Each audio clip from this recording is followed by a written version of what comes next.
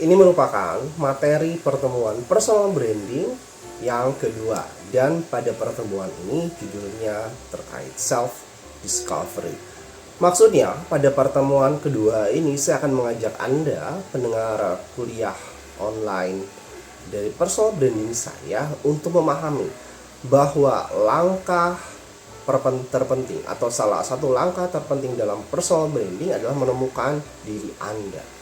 Saya akan membawa kepada salah satu caranya, salah satu jalannya melakukan atau menginformasikan dengan pendekatan kecerdasan majemuk.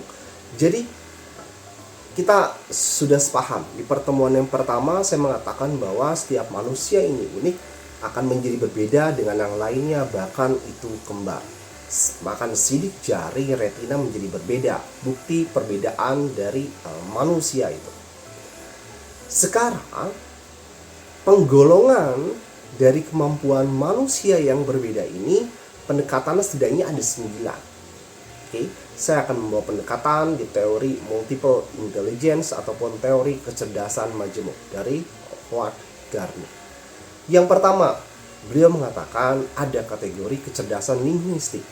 Orang-orang yang cerdas pada linguistik ini akan mampu dengan mudah untuk mengolah kata, kalimat, paragraf, sehingga orang-orang ini sangat berpotensi untuk ahli menjadi profesi, misalnya guru, dosen, orator, penyiar, penulis buku, penulis cerpen, hal-hal yang terkait dengan penulisan dan visualisasi untuk menulis. Linguistik. Seandainya Anda merasa punya kekuatan di sana, sangat disarankan ya fokus di sana. Di stimulasi kecerdasan dari linguistik ini.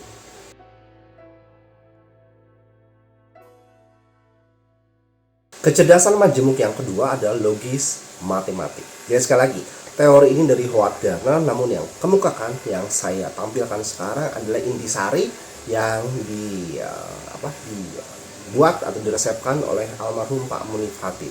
Pak Munif Hatip dalam bukunya memaparkan tentang teori kecerdasan majemuk dari Howard Gardner ini. Oke, yang kedua ya, kembali ya, logis matematik.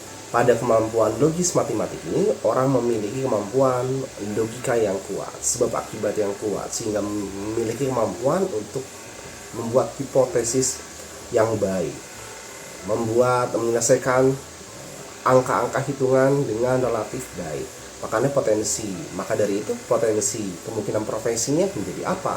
Menjadi ahli statistik misal, menjadi bankir, menjadi psikolog, hal-hal yang terkait dengan logis matematik, pengacara juga.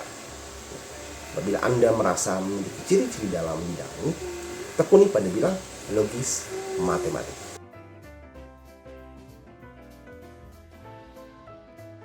Kecerdasan majemuk yang ketiga adalah spasial visual atau bisa juga visual spasial. Istilahnya banyak. Pada poinnya, kecerdasan ini memungkinkan orang yang memiliki potensinya ini memiliki kekuatan imajinasi atau ide yang luar biasa.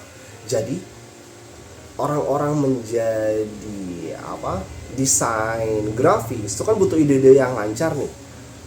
Orang-orang yang membutuhkan kreativitas, buat skrip, membuat naskah, hal-hal yang terkait dengan visual spasial kuat, ini akan melahirkan banyak ide-ide.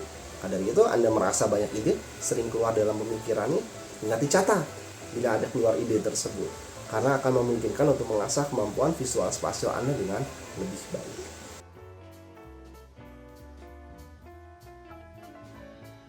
Kecerdasan majemuk yang keempat adalah kinestetik, di mana pada kemampuan ini seandainya Anda dominan, Anda akan merasakan banyaknya untuk perlu bergerak.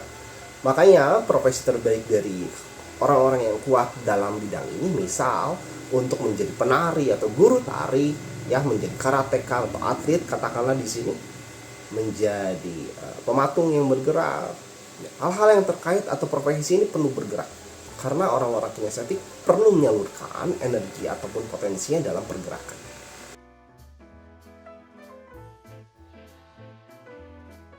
Kecerdasan majemuk yang kelima adalah musikal. Orang-orang tipe musikal, kecerdasan majemuk musikal maksud saya tentu saja ini akan memiliki sensitivitas, akan memiliki kepekaan terhadap nada, terhadap melodi, terhadap ritme.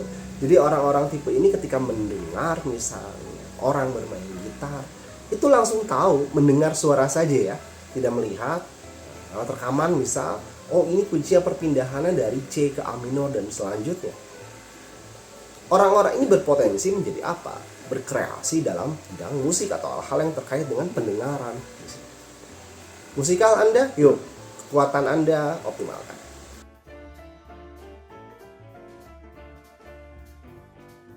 Kecerdasan majemuk yang selanjutnya adalah interpersonal. Interpersonal ini maknanya orang yang memiliki potensi di sini mampu untuk apa? Untuk mengelola hubungan dengan baik terhadap orang lain. Orang-orang tipe ini berpotensi menjadi negosiator, konselor, bagian marketing. Karena apa? Karena relasi dengan orang lainnya baik.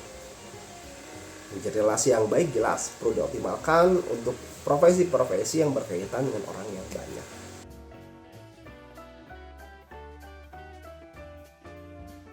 Kecerdasan majemuk intrapersonal. Intra itu ke dalam. Orang-orang yang memiliki potensi ini memahami nilai dan moral atau batasan dengan lebih baik. Makanya potensi terbaiknya untuk menjadi apa? Bisa jadi penasihat spiritual, bisa jadi sebagai motivator ataupun psikolog. Ini profesi yang mungkin untuk diraih. Ya, tapi menariknya teman-teman semua, ada profesi-profesi yang memang tidak diniatkan ya. Misalnya menjadi penasihat spiritual atau yang mendalami. Mungkin orang ini tidak terpikir ketika kecilnya, saya mau niat menjadi motivator atau penasihat spiritual atau terkait sama agama misalnya. Tapi ketika Anda memiliki ciri-ciri, ketika saya melihat ada orang lain melakukan kesalahan, alarm dalam diri Anda tuh bunyinya kuat. Itu seharusnya seperti ini dong. Karena aturannya seperti apa dan selanjutnya. Nah, itu kan alarm untuk mengingatkan. Dosen perlu, guru perlu memiliki intrapersonal ini yang cukup kuat. Kenapa? Karena akan menjadi mengingatkan murid-muridnya, mahasiswinya, sehingga on the track, tetap pada koridor norma-norma yang berlaku. Seandainya ada tanda-tanda ini, jalani, pelajari dalam sehingga Anda bisa berkontribusi dalam kehidupan.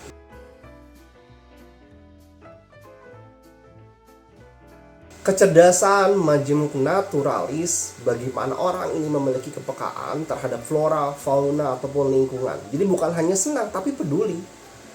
Makanya tipe orang ini begitu tingkat kepeduliannya ketika melihat tanaman saja, dia akan lebih mudah bisa membedakan ini tanaman apa. Kan ada juga ya orang-orang misalnya seperti saya tidak bisa dengan baik membedakan jenis tanaman apa yang banyak gitu. Ini tanaman apa ya kalau ditanya? Itu karena apa? Karena saya merasa saya naturalisnya itu rendah. Ya oke, sedikitnya tahu tapi tidak setinggi itu. Hewan juga perhatian, ciri-ciri hewan sakit atau misalnya lapar, ada kepekaan terhadap itu yang muncul. Nah, jadilah orang-orang yang tinggi naturalis, Anda memiliki kekuatan di bidang ini.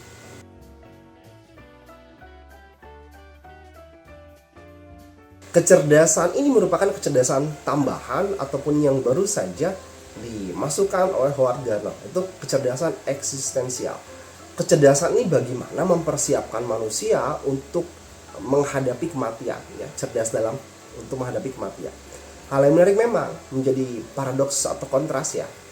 Ketika kematian adalah jalan atau gerbang kita kembali ke asal, karena kan asal kita bukan di bumi ini, asal kita di alam yang lain, lalu kita diturunkan ke bumi. Tapi ketika kita meninggalkan bumi ini dan menjadi rasanya begitu berat, kecerdasan inilah yang sebenarnya mengingatkan bahwa hey, itu jalan untuk pulang loh. Ketika pulang atau Anda lah mudik, seharusnya senang kan, gembira kan.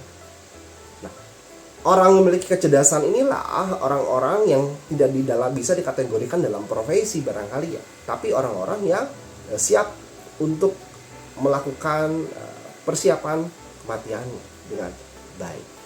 Teman-teman semua, menutup untuk kecerdasan majemuk ini tidak ada yang paling baik satu dengan yang lain. Semua imbang sama baiknya. Dan sangat mungkin nanti bertambah lagi yang ke-10 dan seterusnya. Seandainya Howard Gardner sebagai pencetus teorinya memahami, oh iya, ada lagi kategorinya. Ya sekali lagi, tidak ada yang satu lebih baik dari ini. Karena manusia akan menjadi sama baiknya dengan potensi unggulnya masing-masing, sehingga ketika optimal ini akan menjadi saling melengkapi potensi ini. Akan saling mengcover potensi-potensi ini keluar. Oke, ada ahli bidang apa berkolaborasi dengan ahli lainnya. Ketika itulah kedamaian bumi, keindahan bumi akan tetap terjaga keamanannya, karena manusia-manusia saling support untuk saling mendukung dengan profesinya masing-masing.